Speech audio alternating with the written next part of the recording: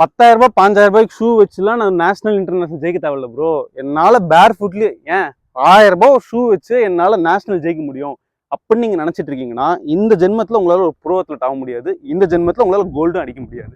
ஏன்னு சொல்கிறேன், இப்போ ஷூ நிஜமாலேயே உங்களோட பர்ஃபார்மன்ஸ் இன்க்ரீஸ் பண்ணதாங்க செய்யும்.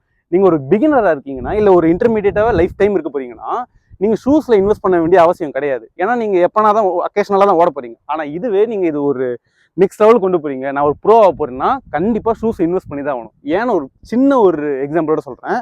ஷூஸோட ரோல் என்னன்னு பார்த்தீங்கன்னா உங்களுக்கு ட்ராம்பலின் எஃபெக்ட் கொடுக்கும். நம்ம ட்ராம்பலினில் ஜம்ப் பண்ண எப்படி நமக்கு ஒரு பவுன்சிங் ஃபீல் கிடைக்குது, அதே மாதிரி தான் நம்ம ஓடும்போது நமக்கு ஒரு எக்ஸ்ட்ரா புஷ் கொடுக்கும். இந்த கார்பன் பிளேட்டட் ஷூஸ்லாம் பார்த்தீங்கன்னா அது மட்டும் இல்லாமல் நிறைய டெஸ்ட்லாம் எடுத்திருக்காங்க. நீங்கள் யூடியூப்ல போய் பார்த்தாலே தெரியும். ஒரு 1000 ஷூக்கும் 6000 ஒரு 10,000 5,000 ஷூக்கும் எப்படி பண்ணுவாங்க பார்த்தீங்கன்னா 2 ஷூஸ் வச்சுமே ஒரு ட்ரெட்மில் ஓடி பார்ப்பாங்க ஒரே பேஸில்.